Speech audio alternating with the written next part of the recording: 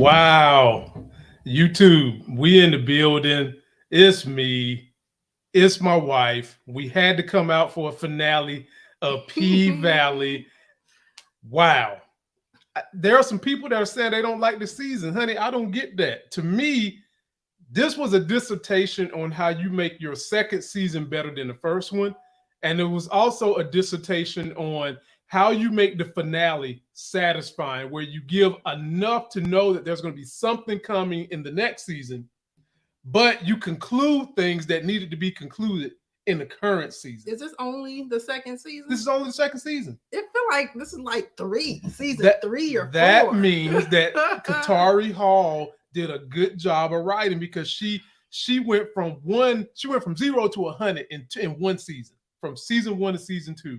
This, if you are a writer, it feel like this is how you do season 3 or something. She did the thing. Okay. And was this not a satisfying finale? I enjoyed it. This was This was the best finale of any TV show this year. Shout out to Katari Hall. Shout out to Nico Anon. Shout out to Jay Alphonse. Shout out to Shannon Thornton. Shout out to the guy that plays Big L. Shout out to the whole cast, and especially shout out to the score people, because they be playing the perfect music at the right times when things need to be played, and you need to have that little boost in the cinematic action that's going on. I'm so proud of them. I'm happy for them.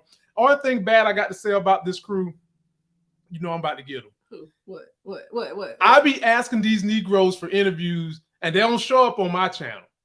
They show up on podcasts and channels that have less views than I have and less subscribers than I have all the damn time. So that's my only nitpick with them. But I do know they know I exist, because they always shout me out. But if you really want to shout me out, come sit here where my wife is at on the electric couch, not the real one, the electric couch. Electric couch. That's my pseudonym. Maybe that's the problem. I don't sound too comforting. Your electric couch. I don't want to sit on no electric couch. But you'll sit on an electric. I think about electric chair. No, thank you. But you sit on the electric chairs I bought you in the living room. Say virtual. My virtual electric couch. Virtual. Come sit on it. Okay. Oh, anyway. Shout out to all the people watching us right now. We are very grateful to have you. You guys know that when my wife comes, I really trip. So I'm going to be tripping hard in this. Right now, we've already got 80 people in the building. Be sure to subscribe.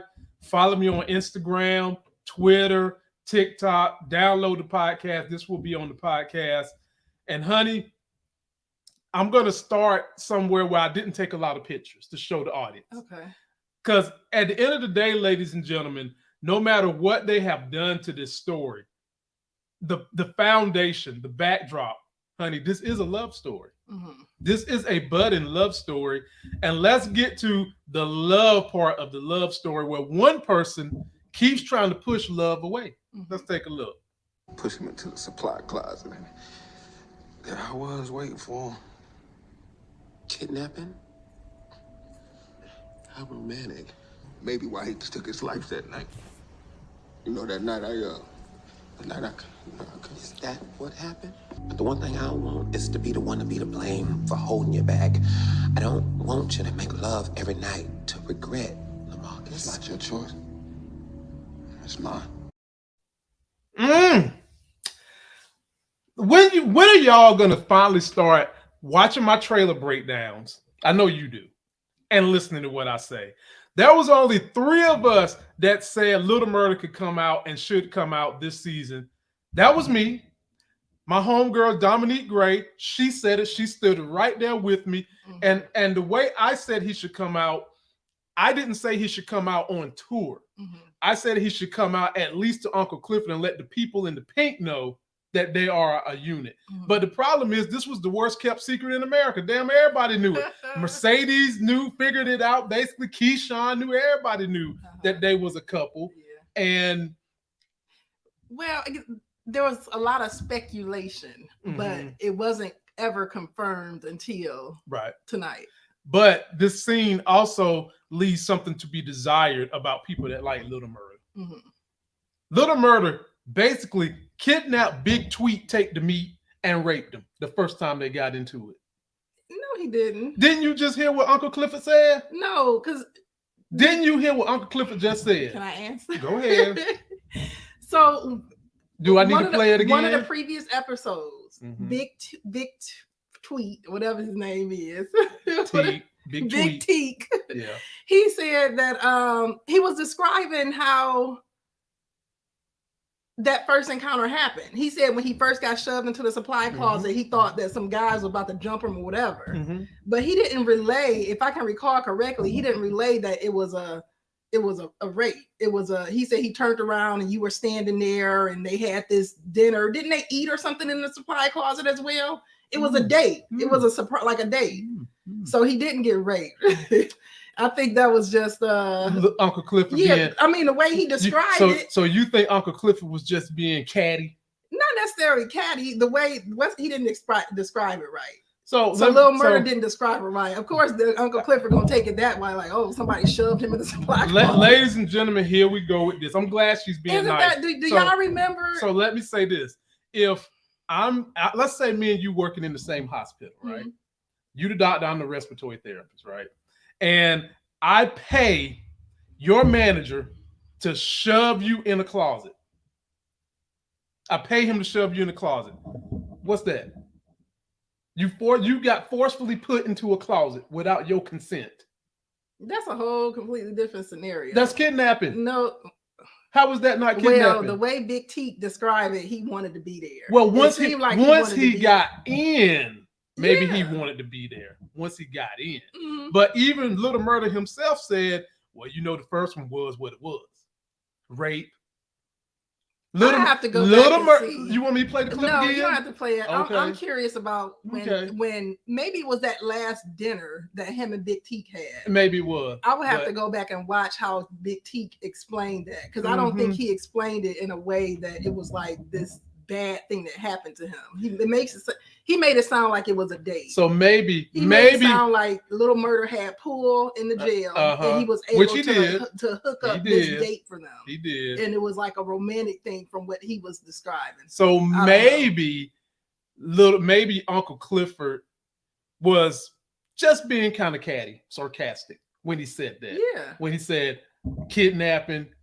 I mean, because look how romantic. Look how Little Murda described it.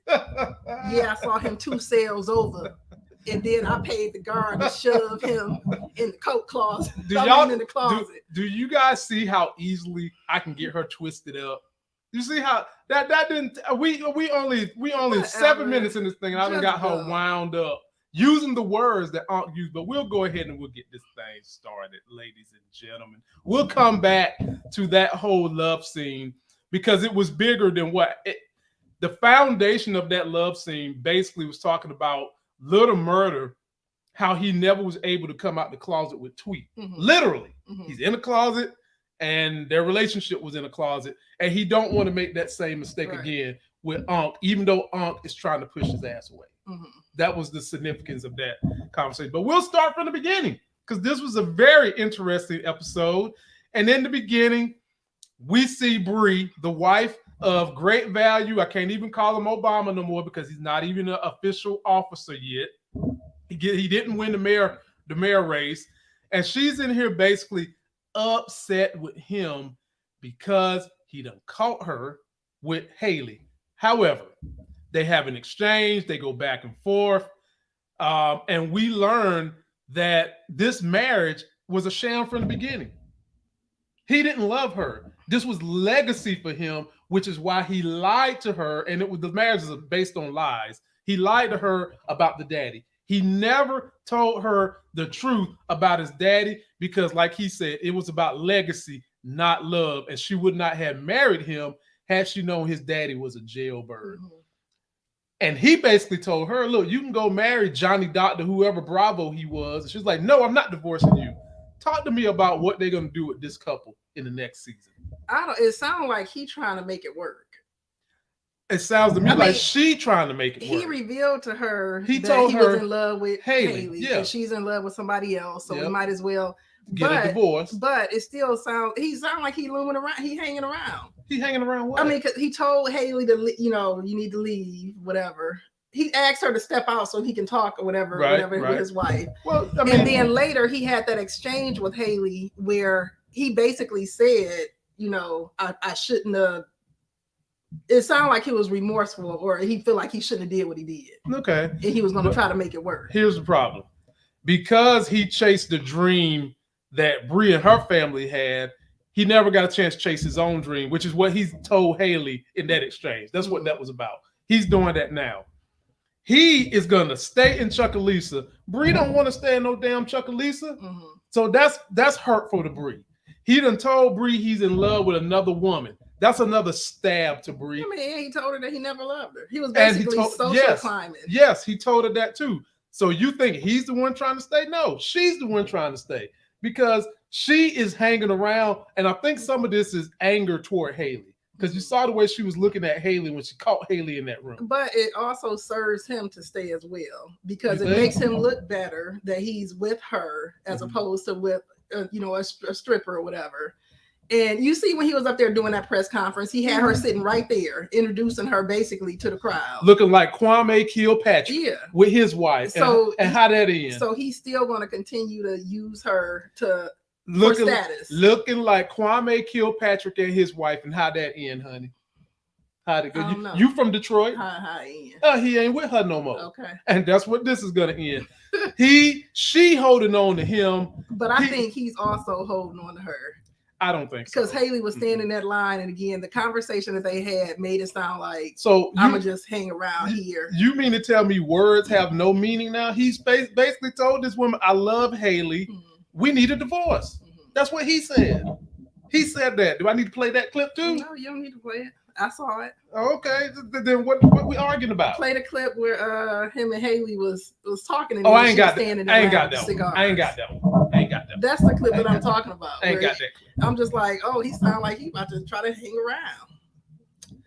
He's hanging around. He's staying in Chucalissa. That's what he's gonna be hanging around. He wants Hailey to hang around. She leaving, but he gonna keep that marriage for sure. She's gonna be coming back, and we're gonna talk about it.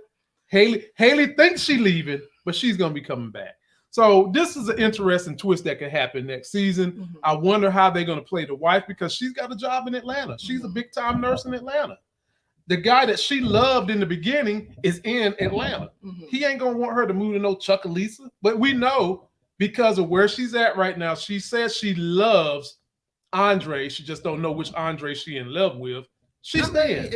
I think that whole thing made him look bad, in a way as well, or even worse. So he can claim that she's cheated. Not cheated. No, like going back to the beginning of their relationship. Okay. He basically presented to her who he felt that he needed to be so that she could choose him.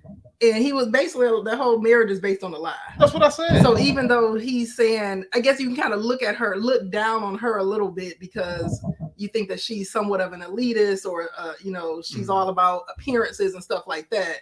But he played into that in order to get her to marry him. Yeah, I said the marriage is built on a lie. He lied to her. But, I think more fault lies in. But I mean, we could literally in him in the foundation of their relationship than in her. I'm not denying that. I 100% agree with that. But we could literally have a psychological conversation about the way people put on a front to get people. People always put their best foot forward to get with someone. And you have to be around the person to start trying to understand the layers that they might be hiding or not showing from you when you're dating. But then the other question would beg this: what type of a person is she if she would not marry him because his daddy is in jail? He has nothing to do with the daddy being in jail. So literally, what kind of person are you marrying if she's not going to marry you just because your dad is in jail and you saying you don't want to have nothing to do with it? Ask him that. If he knew what he was dealing with, then why you even, He know what he was dealing with, which is why he didn't tell her. Right. But I still think it's his fault. That's her prerogative. And it's his fault. Yeah. Because you at least owe people the burden of truth. Right. And let them decide if they want to deal with it or not. But he already knew, I'm not going to tell you because you can't handle it. I guess the point I was trying to make is he's just trying, it's like kind of like he's trying to scoff at her and it has disdain for her because he felt like she would, like, again, she looked down on him or his family would look down on him if he knew his background. Which a lot of families do that. We send that on the shot. Right. When they try to why would you even want to be with somebody like that? Right. And apparently he decided to do it for, for social reasons. I guess he said legacy. Both of them, that means both of them are a marriage of convenience. Yeah. It's fought on both of them. Both of them got flawed personalities. And that's why they both, she cheated, he cheated with looking at other women. I guess basically it was gonna happen. And then Corbin comes in here, my people, happy as hell. And we assume I made the statement in my trailer. Is there any way Corbin can get the deal done and still let the Pynk go to Clifford? I made that statement in my trailer breakdown. And we was thinking when we seen Corbin all happy that Andre became mayor. And it turned out he didn't. And I'm glad he's not mayor, because I said the most exciting person in this race that's going to cause the most drama would be Pimp Pastor Woodbine. And she won, and off we go. Go ahead. Corbin hinted around last episode that it was going to be a win-win for him. He did. That kind of like exactly. It didn't matter who. Now we didn't realize. Let me take this down. That's kind of the energy I got of there could be a way that Andre lose and Corbin still win. That's kind of where that came from when I made that prediction. So and we didn't understand the layers to what Clifford was saying. Bring the water to you. We thought, him just paying off Pastor Woodbine was the bring the water to you. But no, the bringing water to you was literally bring the. Now, ladies and gentlemen, I'm going to talk pure T-Cast SHIT when we get to this clip. But what happened with Corbin and his brothers up there toasting? What's them drinks called? No, they're not mimosas. Toasting and shit. Folks, ain't that about white? And I'll continue that when we get there. So Little Murda is back up in the club. He about to finish the grand reopening. He tells DJ to cut the music.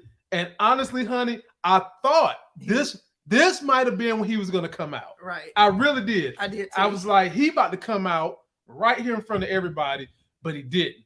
He started singing that hit of 7 Pounds of Pressure, looking at Maine down there. And ladies and gentlemen, Qatari Hall writers, I was so happy that y'all let the homegirl Mercedes come and tear the pole up one last time. Have we seen her featured like that? This ain't different. Like she tore it up this time. Do you hear me? We're used to seeing Mississippi doing it. Yeah. But for some reason, I was like, no. She was doing this last season.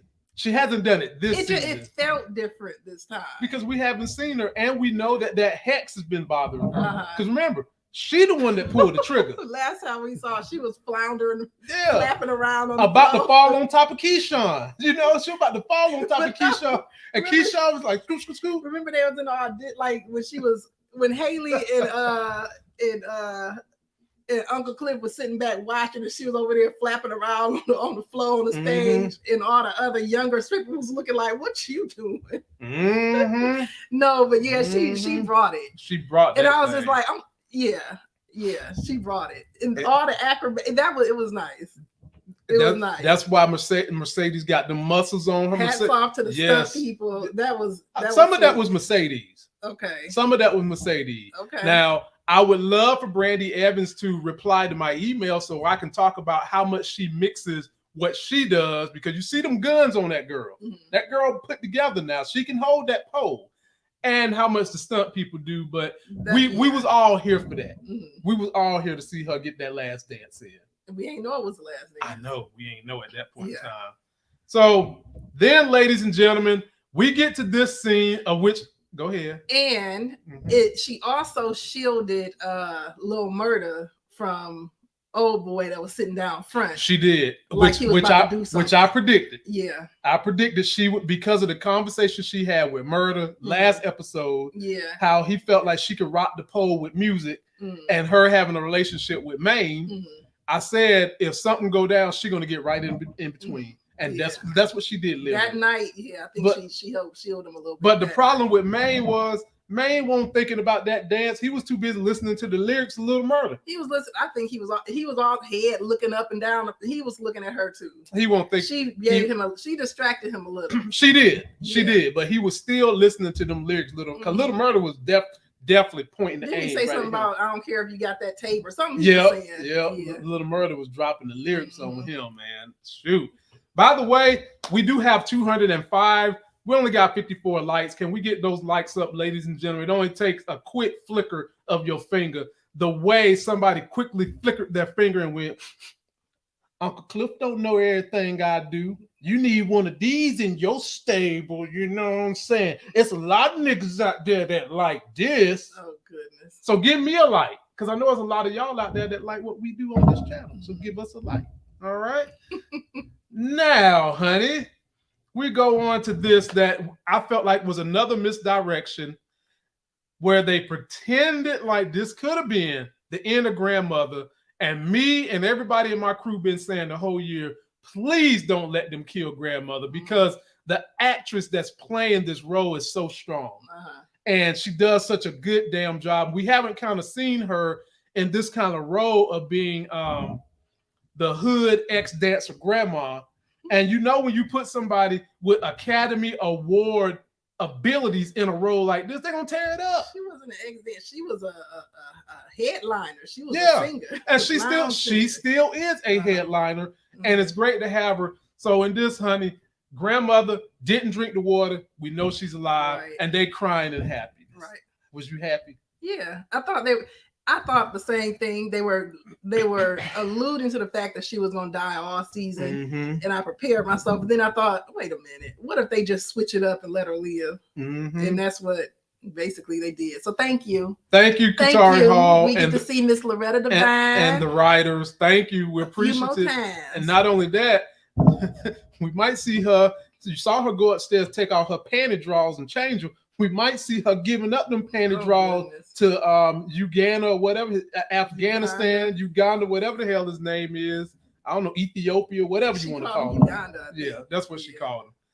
Ladies and gentlemen, we know now who gave this car to Mississippi. This car was given to Mississippi by Hailey, ladies and gentlemen. Hailey, with all that, and she sprinkled money all up in there too? And baby stuff. Look at that, baby outfits and everything. Now, this was the money Hailey owed her for coming and doing the opening dance, you know. And she gave her a car, and this was being voiced over by Hailey, talking about you go, you don't look back, you don't tell nobody where you're going. Honey, how did you feel about Hailey actually coming through, helping somebody more than what Uncle Clifford thinks Hailey is capable of doing for Mississippi? I mean, it makes sense, I guess, because Hailey had we know she didn't have the flee. Who knows how she burnt them other people when she showed up at the Pynk. Yeah. But I mean, yeah, it's fitting. Right. And she's the right person to give her that advice. She will. Now, before we get too far, I just want to know this. Stars, what's the hold up on season 3 announcement for P-Valley? Is this thing still in litigation with Katari Hall and the crew about them trying to steal the story from somebody else? Because this has got to be probably one of your most watched shows this year. Hell, y'all gave Tommy season 3 on his 3rd episode. Why this ain't got a season 3 yet, honey? We need a season 3. We need to know this is coming back. And we don't need y'all to take 2 years to bring it back either. We need this thing. This is what. Oh, maybe that's why I feel like it's the 3rd season for me, because it's been on for so long. Yeah. This is August. We would like to see this maybe start next fall. Give these folks that season 3, man. Great show. Katari Hall, I got your back.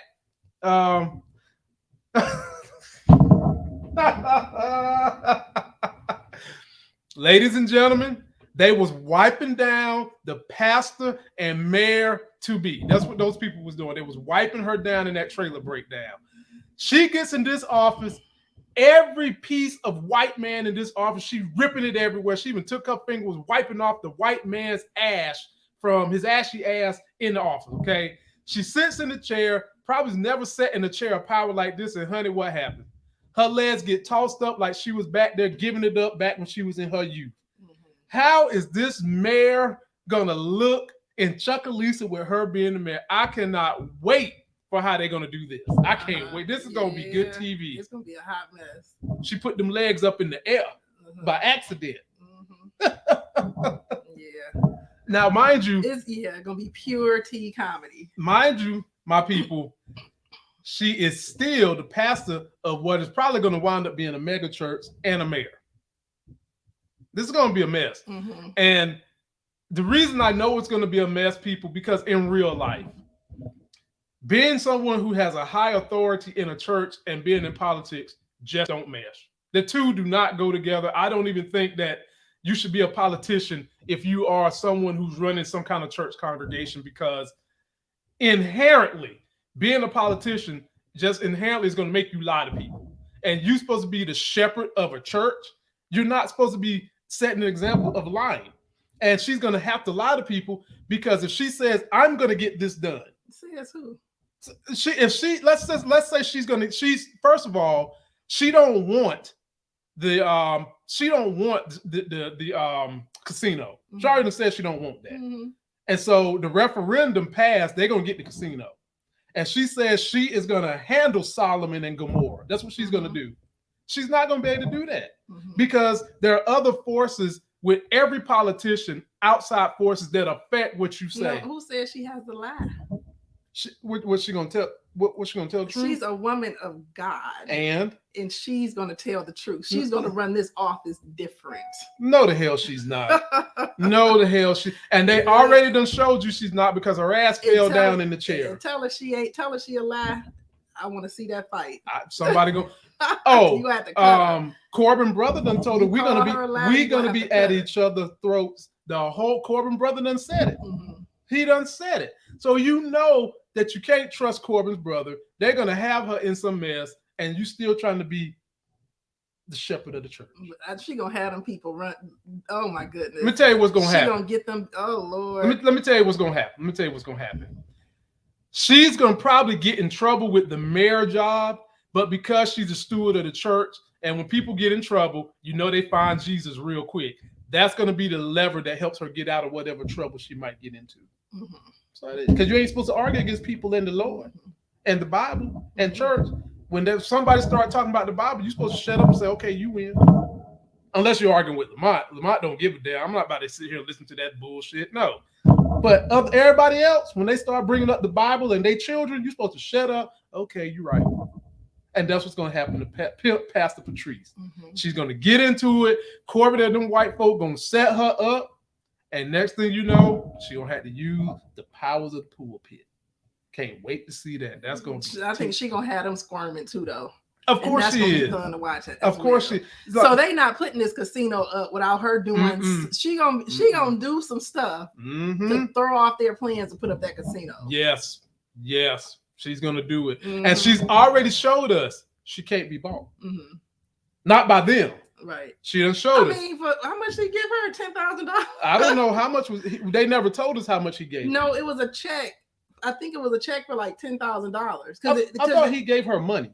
Remember, Corbin met with her. He pledged $10,000. Okay. And then when she showed up, he gave it to her. Yeah. So that was probably a slap in the face. She's like, no, the heck, as much money as him and his family sitting on, you can come walking up with $10,000. That was an insult. So if he would have gave her a check like he gave Uncle Clifford, he probably need to put some more zeros behind. He gave Uncle Clifford $250. Yeah, maybe. Why is he always lowballing stuff to the point where didn't he offer what?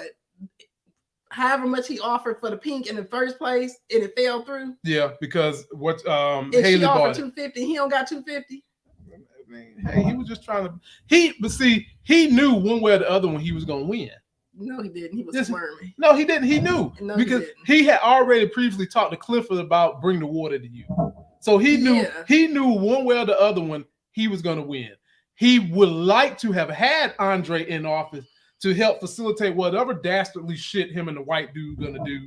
But now they've got a barrier to anything they want to do sitting in that mayor office. So he should have came. And then she went and gave his $10,000 to the people. Ladies and gentlemen, for all we know, Pastor Patrice might be turning over a new leaf. Because this ain't the only good thing she did. A new leaf for what? To be on the straight and narrow as a mayor. And I'll talk about that when we get to the next section we need to get to. Okay. All right. What's next on this? Oh, What's that in Mercedes' hands, honey? Her $30,000 check. A $30,000 check. Royalty. So it's more to come, right? Yep. That came from who? I can't think of her name. Well, her name. I should quit picking on this woman's hairdo, huh?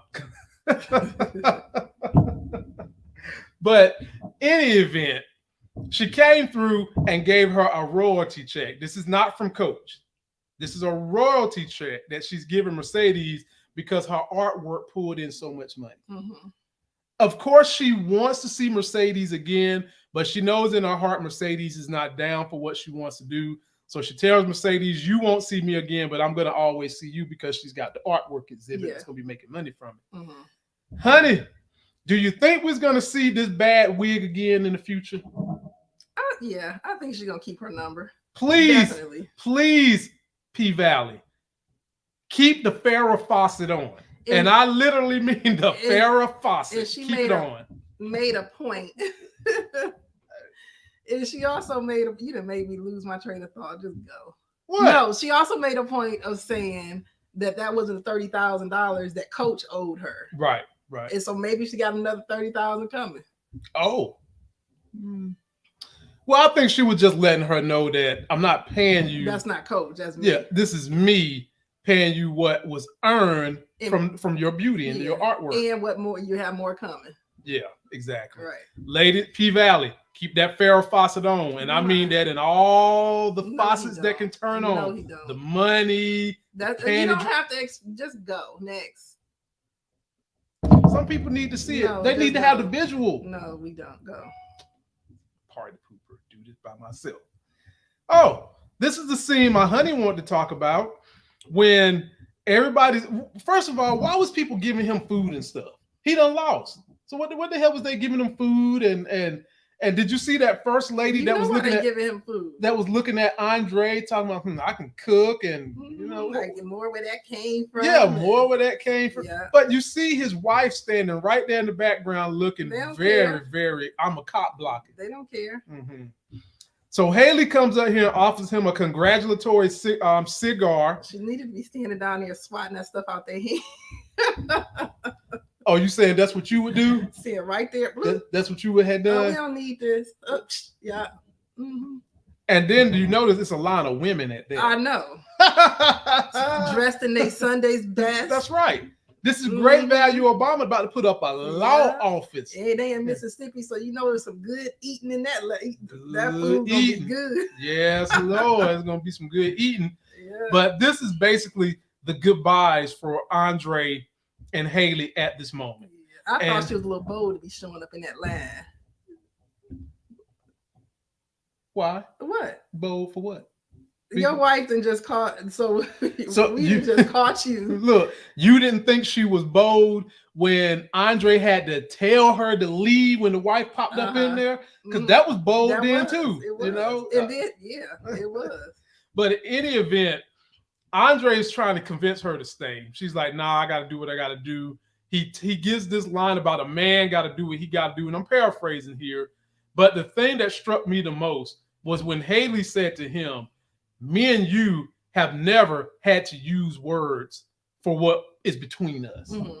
You know, talk to me about how that felt, honey. We never needed words, is what Hailey said. Mm-hmm. I mean, she's basically saying they understood each other. They always understood each other. It's energy, huh? I guess. That good old energy in between each other, you know? And I think deep down on the inside, Hailey likes him. I think she do. I think she do.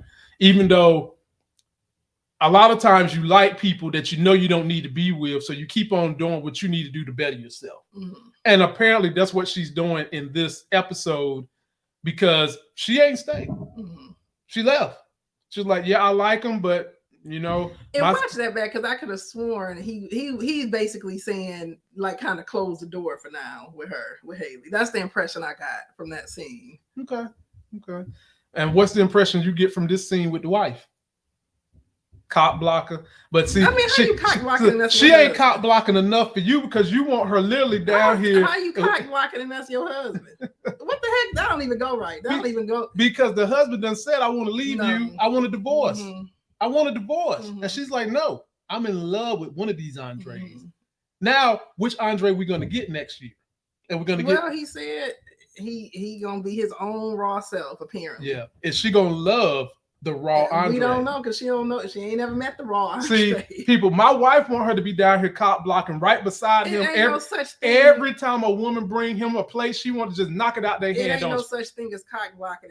You want to be, these women come and bringing Lamont a plate, even though I done lost. I don't deserve a plate. I don't know why you bringing me a plate, and you gonna be standing. Show me what you. Even no line. Show me what you gonna do with your hand. Get back in the house. Oh, what you standing out there for? Oh, so they can't. Damn. Get in the house. Yeah, just go. Okay, and then from one situation, we get Hailey, who overplayed her hand, my people. Damn, she overplayed her hand. She overplayed it. Lord have mercy. She was trying to finagle this woman for $10 million. Then she gets on the phone trying to finagle this woman for $15 million. Mm-hmm. The woman says, honey, you're going to learn about power. Mm-hmm. Hailey, you're going to learn about some damn power. And we prophesied in the videos we did last week that this phone call for Hailey, probably number one had to be she got bad news about selling the Pynk. Turns out that's what it was. Now, she's not going to jail, which is what Moochie thought. Moochie thought that possibly Hailey could go to jail, but she's not. The white woman done said, honey, I don't need you no more. You better take this lesson. Called her a B and hung up the phone on her, and Hailey is upset because they're going to bring the water to the casino. Mm-hmm. Talk to me about this, honey. Mm-hmm. Should Hailey have took the $5 million and ran, or should she have held out thinking that she had a position of power? I mean, hindsight is 20/20. Hindsight is 20/20. There wasn't, I mean, and that's how it typically happens. So basically, when you follow the rules, and there was no, Hailey had this mapped out to the point where there was no other alternative. No alternative. Had to come through them. Yep. So what they do, they changed the rules. Mm-hmm. And so she forgot that they could change the rules. Mm-hmm. Ladies and gentlemen, oftentimes we see this in America with Mighty Whitey. That's why we always say Black people have to be 2 times better than Mighty Whitey. Because when you overcome the barriers that are on the books, in place, etched in stone, and you done got to the finish line, all of a sudden now the finish line done had to go move back further. And that's what happened with Hailey. Mm-hmm. That's exactly what happened with Hailey. But I'm a believer in Hailey. Hailey will be back. I don't know. Hailey gonna come back. I don't know about that. Hailey gonna make a comeback. Because now I want to see this woman get done. Mm-hmm. I want to see her get done. It's not over. I don't think they had the last laugh. No. Oh, and honey, the people want to let you know the reason why they bring in Andre this food is because he's a son of Chuckalisa that should have never left. Mm-hmm. So I want you to go back and take back what you said, because it'd be like if I go to Greenville and decide I'm going to stay, and these women want to bring me all kinds of meals because I'm going to stay and do my YouTube business in Greenville, they're going to present me with food. So they're now going to present us with food. Thank you. Thank you. So now, ladies and gentlemen, I get to bash Anglo-Saxon white males. Not all y'all, but the ones who crooked, dirty, underhanded like this. So in the trailer breakdown, honey, there was a clip of him standing there going, yes! And we knew instantly something good had happened. We thought maybe the mayor race had been won, but I did make my statement of it could have been he lost, but he still got the deal to go through. We see these 2 white boys up here clanking glasses of mimosas, looking very, very privileged. Okay, yeah, that'll keep me from getting in trouble. Thank you. That'll keep me from getting in trouble. Looking very privileged. Okay, most of the time when I see mimosas being collected, it's women, but my wife said privilege. Okay, so and he know what's going on. They buddies again. When they had us thinking they hated each other, honey, this just goes to show you he let the mulatto in him, Corbin, take over with his brother, and then they go out and show where the canal is going to be built.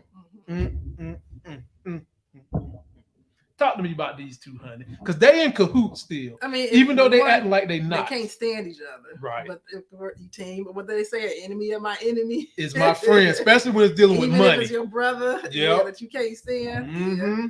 Mm-hmm. Yeah. Wow. So Now, ladies and gentlemen, you know at some point in time, they're going to probably have a fractured situation between them. Yeah, I don't think it's going to be smooth No, sailing. absolutely it's not. Gonna either, or I can even see where Corbin ends up getting screwed over in the end as well by his brother. So, yeah, it's not going to be smooth sailing. No way. And I'm here for that ride, honey. I'm here for that ride. Now, this was a funny scene that we got right here. Grandmother done came back home. And she realizes that, God done gave her a second chance at life. Celebrate. Yep. Yeah. I wanted to have the big, what did she say, a party or whatever she said that she ain't never had. She wants to have that party and she wants to fuck up life, is what she said. And she called Big L to help get it all set up. They're going to do it outside. It's going to be disco style. And we see that she got a thing for Uganda, so much so that she wetted her panty drawers and had to go upstairs and change them. Talk about how you happy for grandmother, Mom. That's what she said. Yeah. That's what she said. This ain't me making up nothing. And I hope they give her even more of a role next season. Yeah, I'm happy for her. I'm happy for her. Now, she gonna show them how to do it right. She gonna show them. I hope they let her sing some more. She done seen many a party in her day. She gonna show them how to do it. And then the next one, we get a little backdrop into what happened to Uncle Clifford's mama. She had pneumonia. Yeah. He felt like she chased love. She had HIV. Yeah, complications. Which was, he said pneumonia is what killed her. But he felt like she chased love in order to what created that death. Right. And she's telling him, look, fool, you got love slapping you in the face. You about to just let it go. What'd you think about that, honey? I mean, she's just giving him advice. Basically, go after what you want, basically. Go after what you want. Ladies and gentlemen, go after what you want. That what I did? I went after what I want.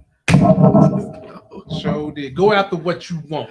It'll take care of you in life, and you can take care of it. Go after what you want. And I was never in the closet with you, wasn't I was never keeping you off my social media and still keeping you like you were some background dancer. You was hiding Duke though. Huh? As a UNC, as a Tar Heel, you was hiding the Blue Devil. Next scene, ladies and gentlemen, we've got Little Murda meeting up with Keyshawn. He brings her the money he owes her. She lets him know she know about Cliff, basically. He know about her secret. But why would he tell her she going to California? She told him. I know, that's what I'm saying. Why would she, when Hailey done told you, don't tell nobody. Right. But honestly, it feel like that crew can trust each other. I said he's the only, when she said it to him, I didn't even sweat it because I was thinking like he's the only one that I trust her telling. I would trust her telling Cliff. I definitely trust her telling Hailey. I believe I also could trust her telling Mercedes. Yeah, I only trust her telling him. I think these are the people I think she could tell. Definitely she can tell Diamond. 100%. Definitely she can tell Murda. She can definitely tell Hailey kind of know but don't know. She don't know where she's going. She knows she's escaping. And Mississippi, I think she could tell. I think she could tell all that. Like Hailey said, you just started naming off 4, 5, 6. That's where you about to get in trouble. Okay. She could tell Diamond, but how you know what's her name? Big Bone ain't looming around listening or put something on his phone. That's she right. Could tell whoever. That's right. So yeah. Okay. But we knew in our hearts when this meetup happened. It was too happy. Yes. It was too happy. It was just way too complimentary, way too happy. The feel-good jeans, rainbows and sunshine, and unicorns at the end of the. She put on her little hood and got in the car and drove off. He telling her go get your kids from your sister. Now that's when they should have played some crazy music. Doom doom doom doom. When he said go get your kids from the sister house, that's when the rainbows, the sugar, and the sunshine went away. Because it's been a couple of episodes, but when he said that, I got to think, oh damn. They played a whole episode of how crummy your sister is. The mama. Yeah, that's one. No, it's the mother. The mama. Yeah. They played a whole episode of how crummy that mama is. Basically know that dude is having sex with your sister. Yeah. And that's where your kids is at. And it clicked with me this episode when she told somebody again, my kids are at my. I'm like, oh wait. The sister. She had the sister house. She had the sister house. I'm That's like, right. uh-oh. It didn't click with me till I saw him say, "Go get him from the sister." Then I got to thinking, "Oh Lord, oh Lord." Well, then we get Pimp Pastor Patrice came to see Mercedes in her new studio, where she lets her know, you know what, I'm gonna be teaching old heifers like you how to dance, along with teaching the girls. And Larry, who always has a predilection to bash shows that seem to be not highlighting black men, would love this shirt Mercedes is wearing. It says "Black men to grow deserve to grow up." Yes. Or grow old, actually. Yes. Yes. Black men deserve to grow old. Larry, if you're watching, she letting you know that no matter how much they push, as y'all would say, an agenda, or how much they get rid of black male leads, she believes in the black male. We're gonna see him pop up in that shirt. I might get me one. But anyway, I thought that when they first saw it, because this is kind of technically the first time they've seen each other this season, after what happened last season when she took this girl building. And even though, this is why I say I think the pastor is changing, because she was dirty and all that, but she turned this into a lesson, because she goes and gives her soliloquies about how I'm going to be the pimp, I'm going to be the pastor, I'm going to be the mayor, and these jobs is going to be tough. Shell called me. She's trying to turn over a new leaf. She want me to keep Terica. She gives Terica to Mercedes. Now, she could have kept Terica. If she was really mad at Sadie's like that, she could have kept Terica. Now, me personally, I would have if Mercedes would have had the kind of animosity I would have had when her face shows up at my shop, she probably wouldn't let me have my daughter. But then again, this is kind of a you scratch my back situation, because this is going to be, her ass is going to be busy trying to be mayor and pastor. Literally. Terica would probably be sitting around on her own getting in trouble all the time if she kept her. So do you feel like she did this for good reasons, or do you feel like this literally is her scratching her back because, like she said, these are two heavy jobs? I don't trust her. Oh, the pimp pastor? Not at all. No. So when she first walked in the door, I'm sitting here thinking like she gonna do something to mess up Mercedes' business, or try to take it, or get her on some type of violation. I thought that too. I think she's gonna. So if she wants to, she can screw with Mercedes in her business. Yes. She's the mayor of the city now. And when she looked at that poll and said, "Oh, I thought she was teaching." So when she talking about Sodom and Gomorrah and all this other stuff, now her daughter is about to teach the masses how to strip on the pole. I can see the mother coming back and saying, "This place is not worthy of being in my city. And no, I don't want you running this business because it's a sin. This whole business is built around sin." So I think that's another way that she can help mess over Mercedes. And the issue with Terica, the mama said, basically, I'm gonna be busy. I can wear two crowns or whatever. I don't have time to be looking after no 16-year-old fast behind girl. It's basically she ain't say fast behind. See, you talk about me and my ad lib. I mean, she didn't find out that the girl was pregnant, had the abortion. Yeah. So I think she did it for herself. I don't think she did it for Mercedes at all. It was lifting the burden for her. Yeah, she don't got time to be raising her. And then, like you said, if she gets in trouble, it's gonna reflect back on her guardian, which is the mayor and the pastor.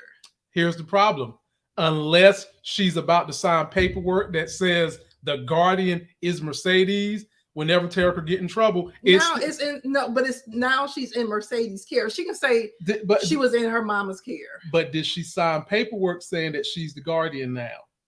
But you can still spin that and say she was with her mother. Mother's care. She can spin it all she want, my people. The one who's the politician is the pimp, Pastor Patrice, and she's the one that has guardianship over this child now. So no matter who she passes her off on, the buck stops at the person that's got the most to lose, which is the pastor. But bottom line is she's doing it for herself. Yeah, she's not doing it for Mercedes. Of course. I don't have time to look after my granddaughter. You take her. She is. And trying to make it seem like I'm doing you a favor. Right.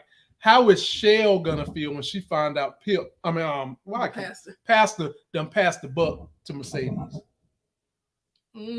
That's of course story. she's not gonna like it because she did, and I thought that was kind of wrong to her. I mean, as many times as Mercedes has come to their rescue, several times, she goes over there. She, makes sure the daughter has food in her house. If Shell to go and try to give it to the grandmother as opposed to giving her to her mama, I think that's an issue. But yeah, so Patrice did this was she for herself. It was all for herself. She ain't do this to throw Mercedes a bone or to scratch her back. No, watch your daughter. Wow. And you normally are the more optimistic one when I'm saying this could possibly be the beginning of the leaf turning over for Pastor Patrice. No. But I also made the argument that politicians and pastors don't need to be in bed doing the same job because you're going to get corrupted. You are too close to all that money, all that power. People looking at you like you're holier than thou, which you could say pastors have that same power. But now she has the power of the purse strings of the city. Yeah. And she ain't worried about Shell having a problem with her passing her off to Mercedes, because if she do, all she got to do is give Shell a good tongue lashing.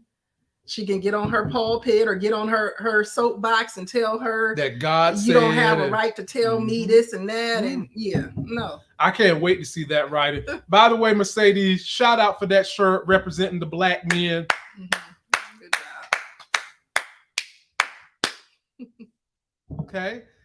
Now, ladies and gentlemen, this was funny right here. Uncle Clifford is offering the homie Hailey $250K. That's not enough. I've got receipts to play for y'all. Let's take a look at this, honey, and then let's talk pure tea mess about it. Excuse me. Let me see here. Oh, I thought I had that one, but I don't. Okay, well, never mind. We'll just talk about it from here. So, honey, they offering this girl $250,000, and she's looking at this like, you got to be kidding me. That's what she paid to get the Pynk. Not to mention she gave Uncle Clifford like $50,000, $70,000 that he blew on Birkin bags and shit and all that. And they basically telling her, look, you gotta take this money and go. Your interest is the fact that this family, we killed somebody for your ass and we kept it a secret. So that's your interest.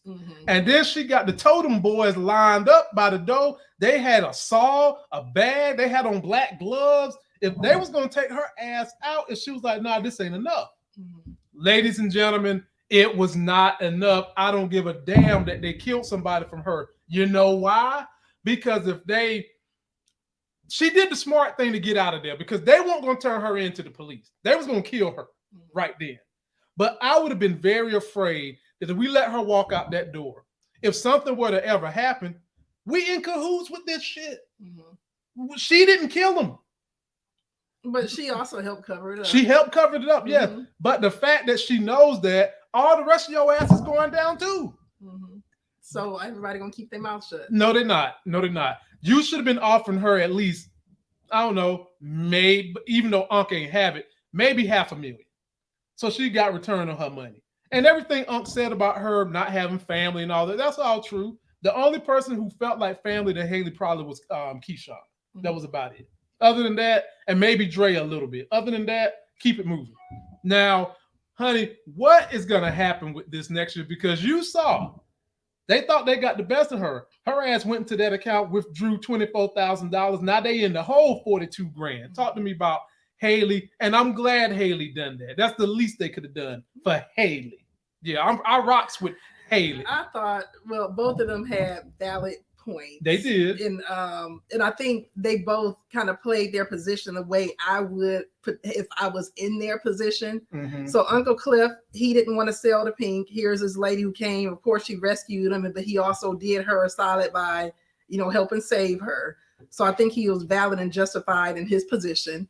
And I also think Hailey was as well, because she, you know, she came and she used all the money she had to save it. If it wasn't for her, it wouldn't be no Pynk no more anymore. And thank you. So they all needed each other. Thank you. And as a business owner, if you invest that much money, you know, it's your money. Talk about it, honey.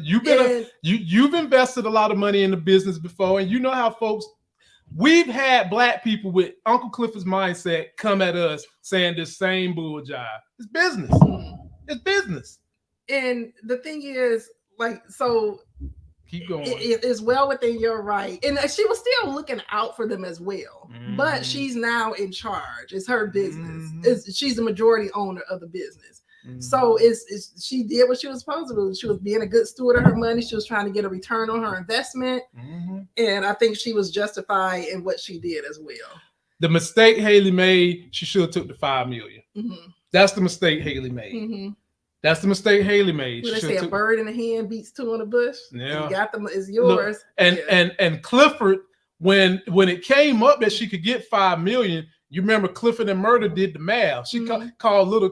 And he was still like, "Why you ain't take?" He was basically saying, "Low key, why you ain't take it?" Exactly. So we could call Clifford a hypocrite on some degree, because Cliff would have got 1.6 million of the 5 million. He would have got the money. He wouldn't have been complaining, but he still would have been upset that his family's legacy, the club, is gone. But see, that's the thing people don't understand. When family leave you a legacy, you don't have to just keep what they left. You can take what they left and create more legacy on top of that. Now, what Andre said at one last episode, I think it was, he was like, you can lease it. Like, why not just, Hailey, of course, she just wants the money so she can go. So she can go, yeah. But Uncle Cliff could lease it. You know, I mean, they could have leased it and had this stream of revenue coming in as well. So again, I think they both played their position and they were true to their position. They were valid in what they were saying. And so I can't really fault either of their arguments, but I think both of them were right. It just depends on. Now, the thing about the Pynk now is, the Pynk, when they put this casino up, it's definitely going to be worth more than $250,000. And look how much money they're going to be bringing in. Right. So Uncle Cliff, so I think he did right. And I think she did too. And Uncle Cliff said he got a vision of doing more with the Pynk now. You know, he's gonna be doing some extra stuff, which was not his family's legacy. They didn't want to see that, but he's about to add to the legacy, which is what I'm saying you do. I don't see grandmother having an issue with it. She's not gonna have an issue with it. You said it wasn't his family's legacy. Like they wouldn't have agreed, they wouldn't have approved what he's doing. His family legacy is exactly what they left him, the Pynk, with no extras to it. A club. Yes, that's it. Not this extra stuff he's about to do. You add to the legacy of whatever your family gets, so you keep making that legacy go up in value or have more meaning in the world. Now, what did strike me is thought it was kind of, I'm like, are they really about to throw Hailey away her away like that? Throw her away. Just ran her off. So it was like she was like somewhat of a sister, part of the family throughout these 2 seasons, and now all of a sudden they flipped it to where you the enemy and leave. Don't ever come back. They're gonna need Hailey. And initially, I'm just like, and I was kind of sad, like, oh goodness, now, they're just tossing her aside like that, and it's over. Now, considering that the Pynk about to blow up, can he fix this bitch and get better toilets and bathrooms and stuff in there? You seen them toilets they be in there? Maybe toilets looking dirty as hell. People throwing up. I don't even know how Hailey was allowed to go throw up in that toilet. You know, you pregnant with twins. That make you throw up even more. You throwing up for one reason, and then you start looking at the toilet and start doing it for another. I mean, my God, yo. Yeah. So, you know, Cliff is going to need the business mind somewhere around. Hailey was the business mind. Right. So I still think there's a way they're going to need each other. They balance. I think they would have balanced each other out. Right. And don't, ladies and gentlemen, make no mistake.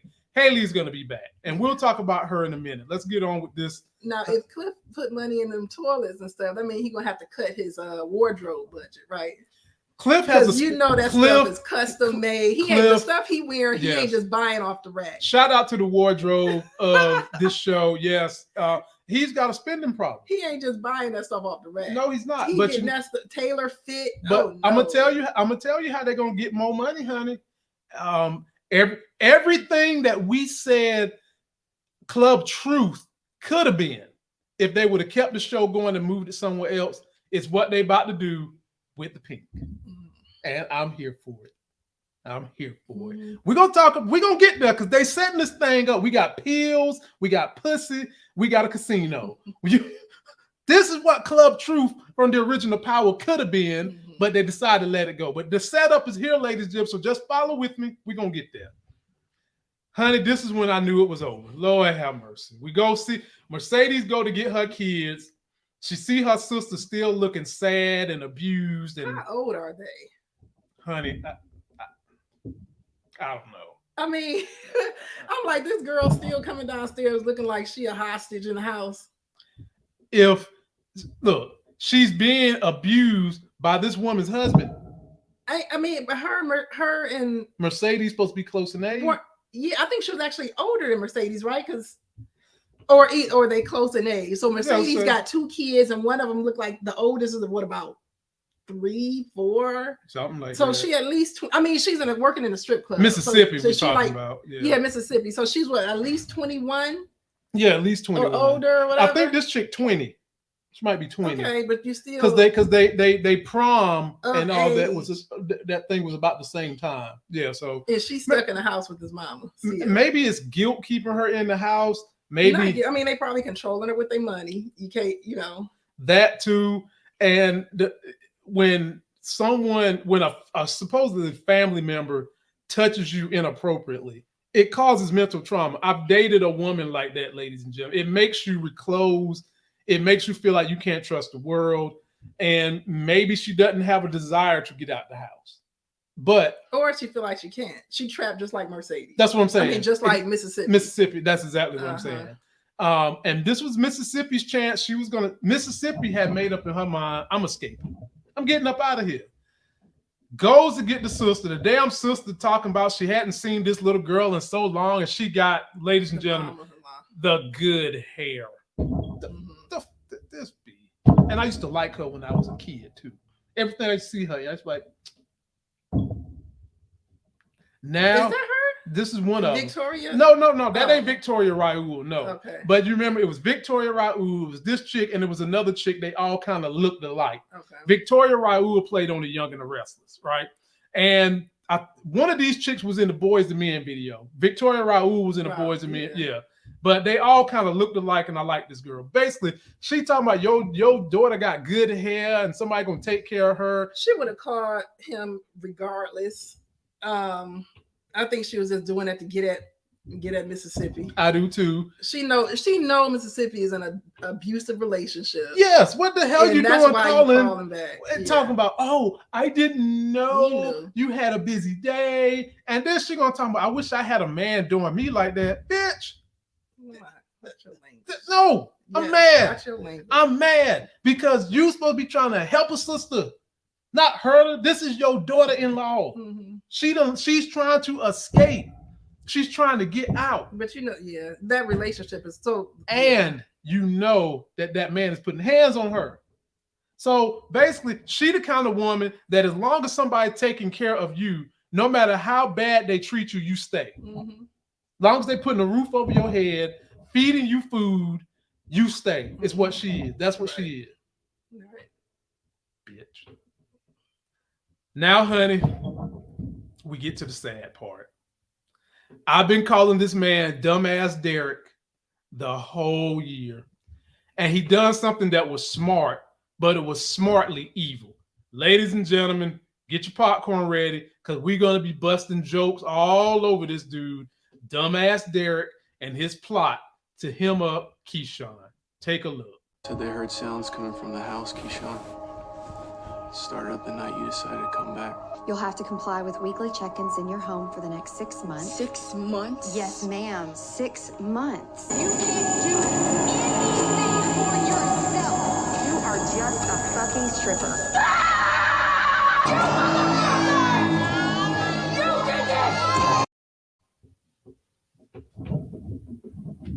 Yeah. Why the hell that white woman in there talking about some yes, ma'am, 6 months? Mm-hmm. Katari Hall, You know what you're doing. You know what Black families have had to go through. Shout out to you, sister. She's the creator, writer of this show. Honey, ladies, let me tell you a story about me. I was in the park walking Elle when Elle was like 6 months pushing on the stroller. You remember me telling you this story about how the little old white couple is walking by me. Dude, like he's a cop or something, like they look like they in their 60s, and the wife is a little old white lady. Walk past me, I hear them have the audacity to say, "Is that his baby? You see that baby? You see how pretty that baby was? That his baby? We should call the cops." This is the mentality of some Anglos, and Qatari captured it.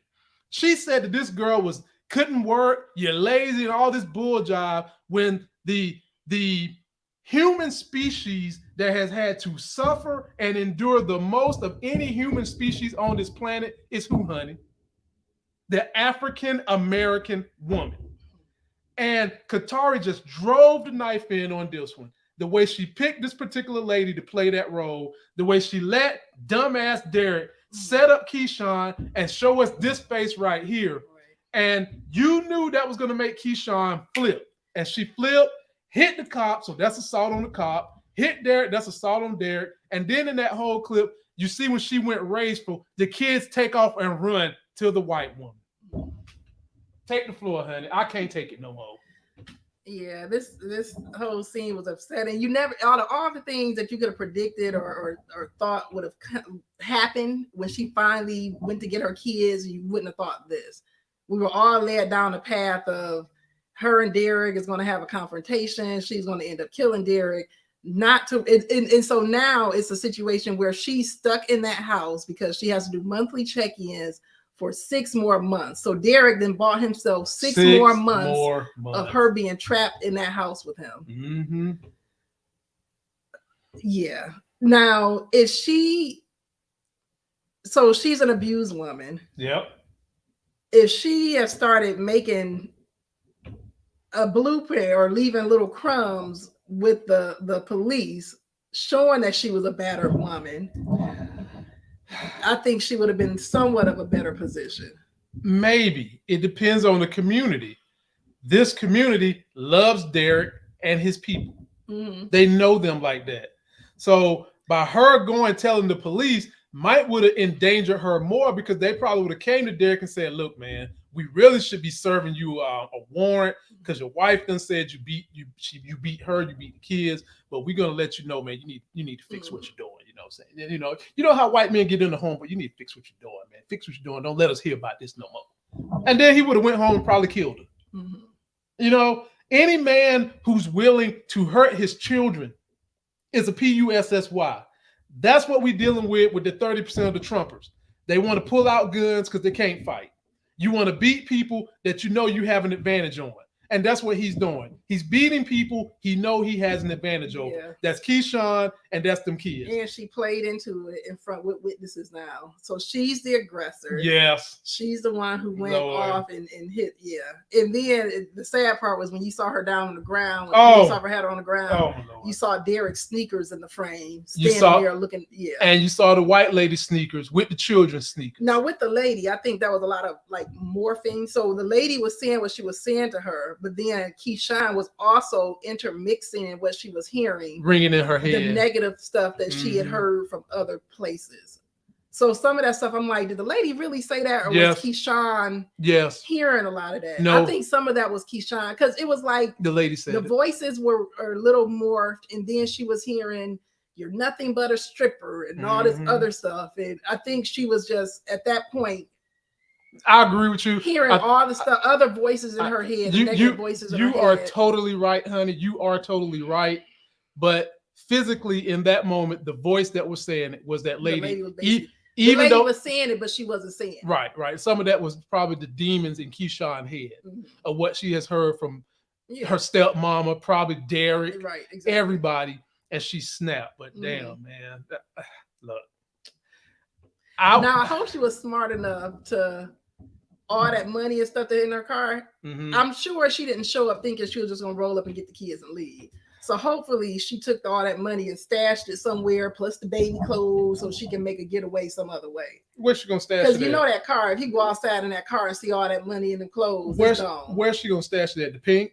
She got Uncle Clifford or somebody. Crystal. She has people. Crystal.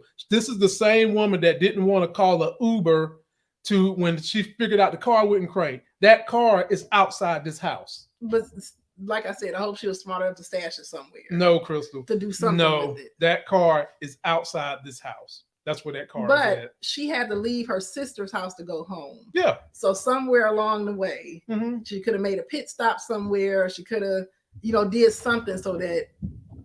How does she get to the baby? More than likely did it happen? Maybe not. How did she get to the baby daddy house, honey? I'm talking about taking the stuff out. You saw the trunk. You saw the trunk with the clothes and the money and So I'm saying it would have been in her best interest to stop somewhere along the way and drop that stuff off to somebody, just in case she wasn't able to leave that day.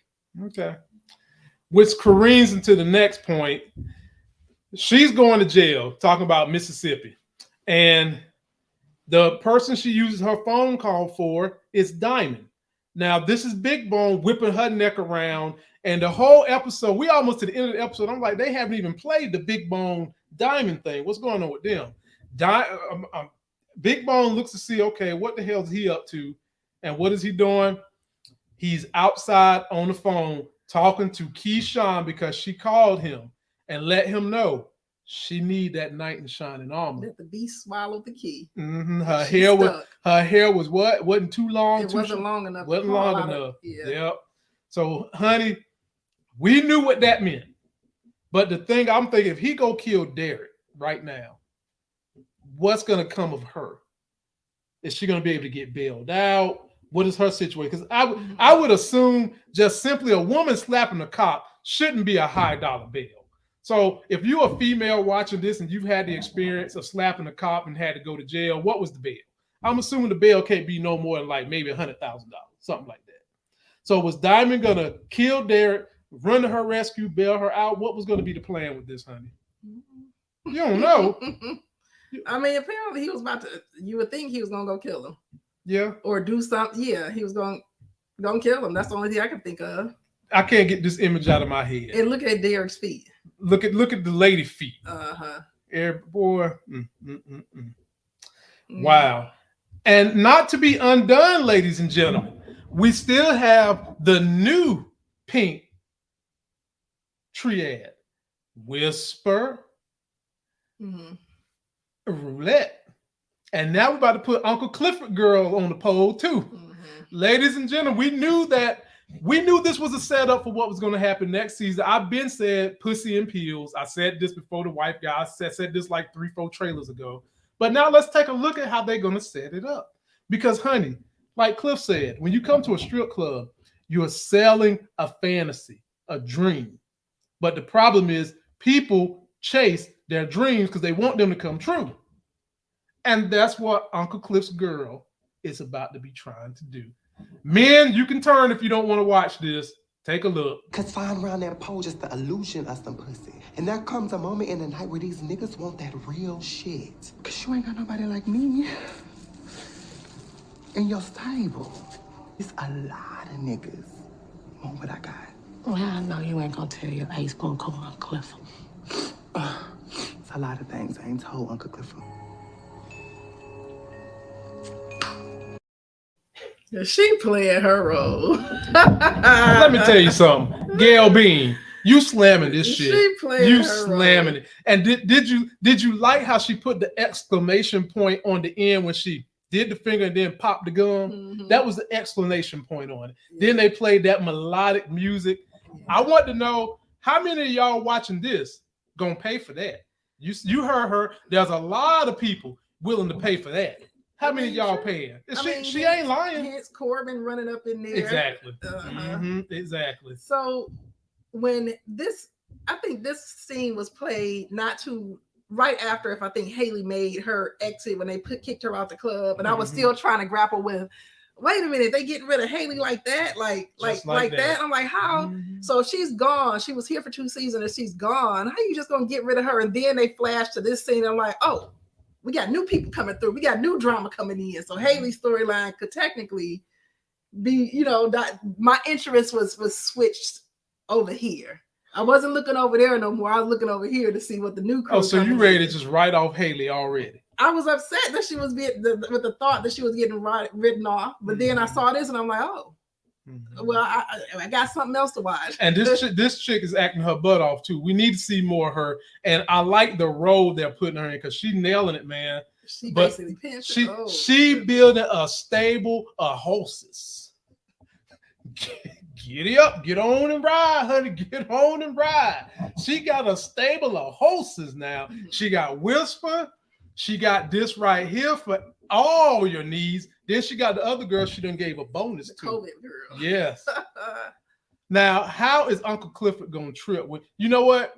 This is what I'm gonna bring together all my theories because they need to change the name. The name of this thing is gonna be Pynk Pussy Pills. The Pynk Pussy Pills.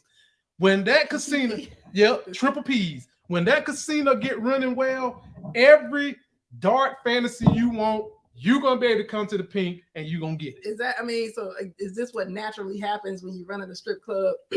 I mean, you got people running around doing side stuff. So as an owner of a strip club, you're trying to stop people from selling drugs out your club, and you're trying to stop people from selling themselves out your club. But you can't stop what they do when they leave.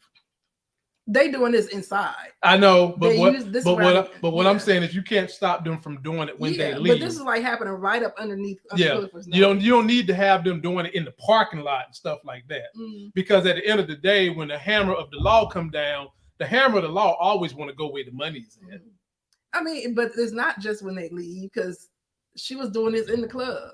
Yeah, she's doing it in the club too. Now the issue is going to be how much are they going to be doing this in the club? And when Uncle Cliff find out that her girlfriend is it's intertwined in the club, boy, because that's where they're getting their clients from, and they're gonna be coming up in the club looking for them. But you can get a client, and then you can meet them outside the club, like she met old boy who she stole his car from. Or you can go in them rooms that Uncle Clifford got back there, like she was doing. And the boom boom room ain't supposed to be for that. Right. It ain't supposed to be for that. But it's happening in the club. You think? I don't think it's happening in every club. No, in this club. Oh yeah, in this club, definitely. That's gonna be a mess, y'all. And I'm glad Roulette is, but they still need some muscle. So is Big L gonna combine the pills and the pussy to be the muscle? They have they have a relationship. Big L and what's her name got a relationship. Roulette, so they may end up teaming up. She's gonna need some muscle. And we'll come back to that in a minute. Let's talk about this because I love this. Hailey went and withdrew money. Their account is in the negative $42,000.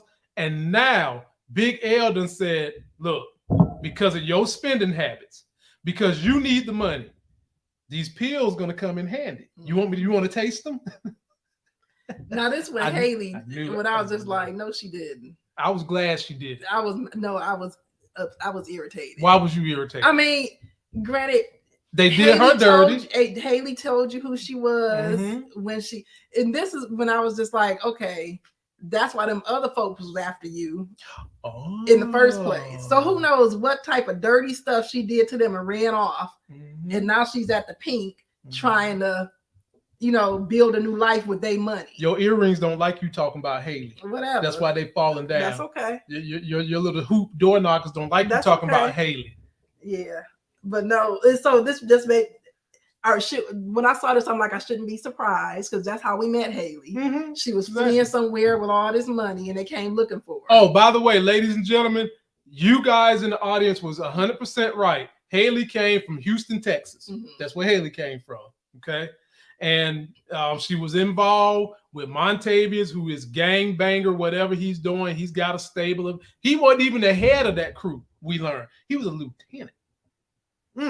So Hailey done took Uncle Cliff out, and then she get on a bus and she winds up with what looks to be Chinatown, New York, with a bag full of money. That $24,000 that she took. Well, she got that check for $250. Because you know when you somebody like this, you don't deal in electronics. You deal all in cash. So she cashed and left. She cashed everything. I bet in Uncle Clifford's $24,000 is in that bag. 100%. Yeah. 100%. So that scene said to me. So we already know Hailey knows how to disappear without a trace.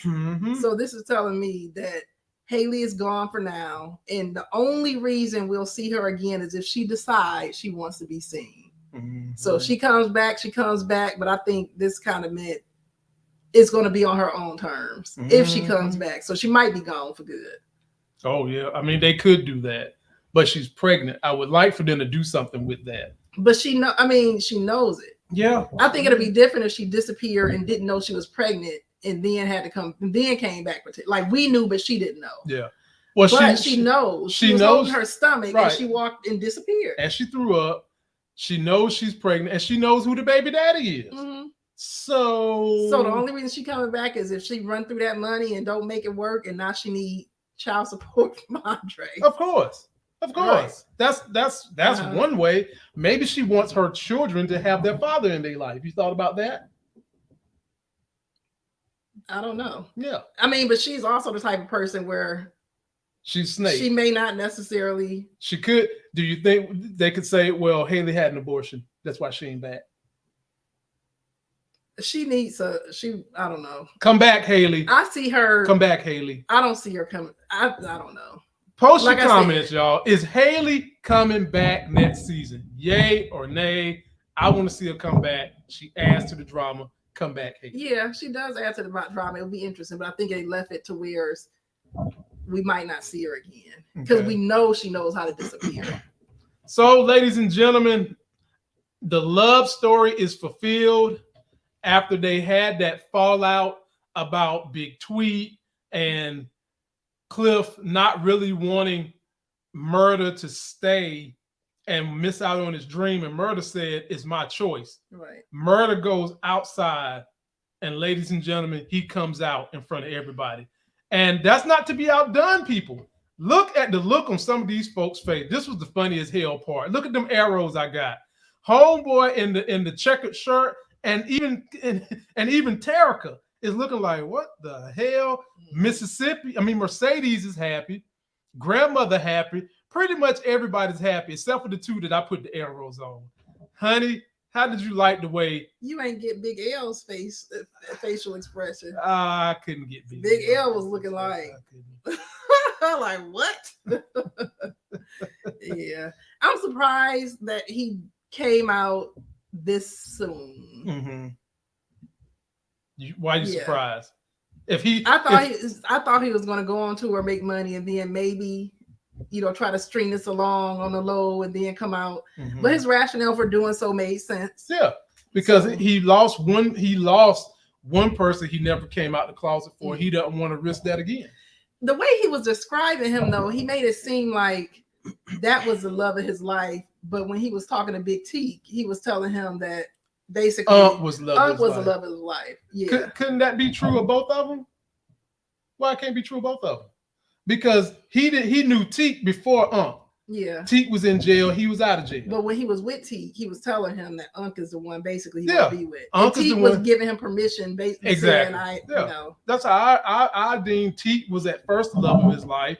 Yeah. The separation for him being in jail, he had to move on. We move on. Now he's back. Right. But I've moved on to a new love of my life, which is Unc, which is why I said, my people, this is the foundation of this is a love story. It's a love story. And then, ladies and gentlemen, the climactic end. A lot of you all out there said that Big Bone, some of y'all said Big Bone was the feds, and a lot of y'all said Big Bone was down with Montavious people from Houston. Here's a look at how they effed up Diamond. He didn't die. Thank goodness. Nobody died. But they made it chaotic. Take a look at this. He don't want to kill our lieutenant house.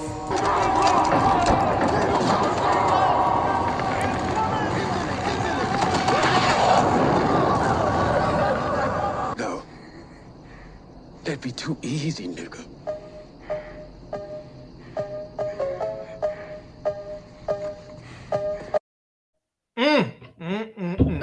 Fellas, let that be a lesson.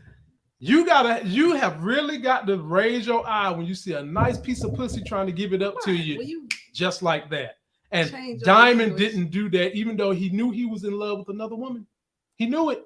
He fell for the panty draws too quickly. She said, hop on my bike. I'm going to give you a helmet. He hopped his ass on the bike. She go to his house, play with his little ring, which should have been another thing that had him scared, but he didn't. He fell for the menagerie of the panty draws. And now she was out there holding her own, honey. Did you see her out there fighting? You see her out there swinging? Your language got me. I'm sorry. Okay. A nice piece of, come on now, Lamont. Panty draws? No, you didn't say that. What would you like me to call it then? Breast? Vagina? Clean it up. Please. You can call it whatever you want. It's the same thing. Talk to us about this. Talk to us about what exactly are they going to do with this boy now? What are they going to do with it? And apparently she did send that text message. Because homeboy got on the ring now.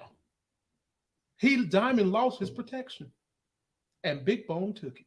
Mm-hmm. So did she ever really like him, or was everything she was doing was a facade? We thought he was playing her, but she was playing him the whole time. This is the same chick that said, I want you to come, I want that come in my mouth. That's what Big Bone said. I don't know why my wife will act like we don't live in a grown world. Big Bone said that. She said, why you keep putting that condom on? Okay, why you got to remind us? Because I have to let you know how much she played her role to make him think that she really was down for him. Mm-hmm. That's what she said. Mm-hmm. Had this man thinking, oh, this girl she really care about me. She really like me. No, she like your meat so that she could get you in this trunk. And did you see how my man had PTSD in this trunk? Who gonna save him? Who tough enough on this show?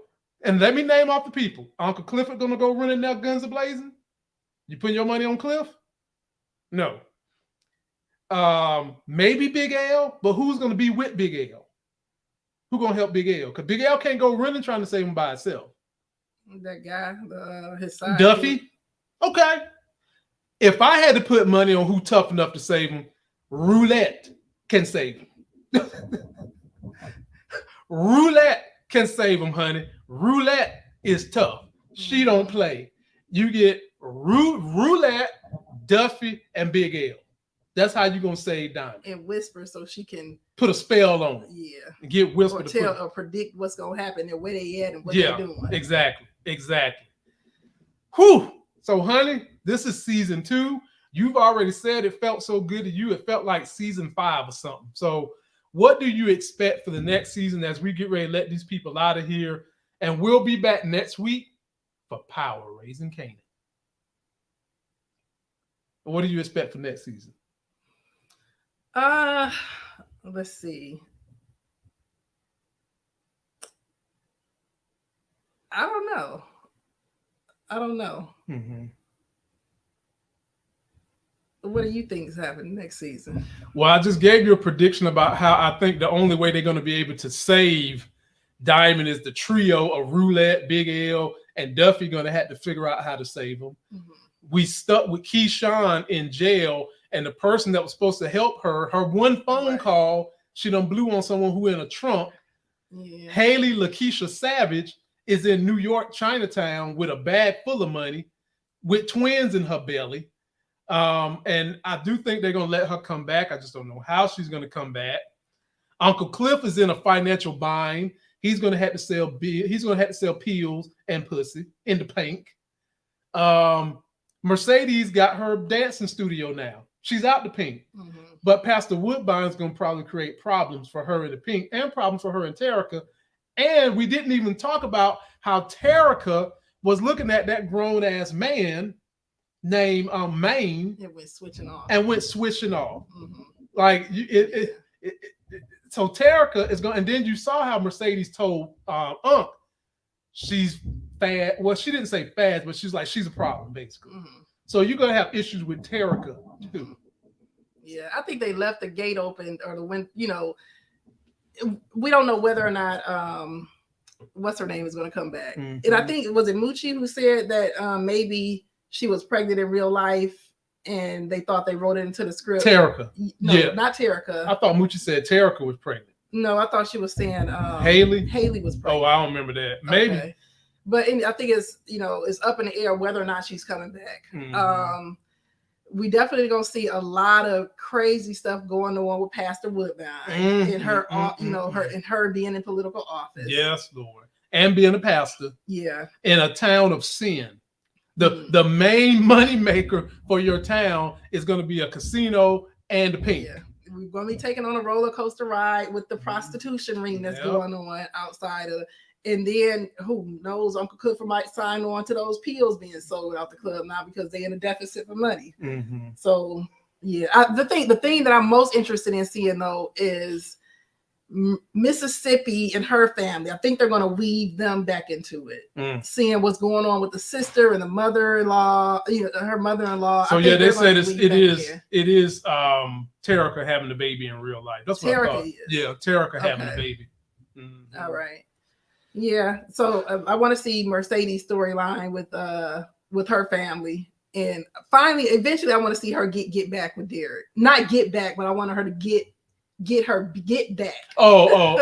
revenge. Oh, yeah. I want to see her get her revenge on Derrick. And we also are waiting to see when her and Diamond are going to ride off in the sunset as a couple. I don't think Diamond is going to die. He's going to get out of that situation somehow. He's military background. Mm-hmm.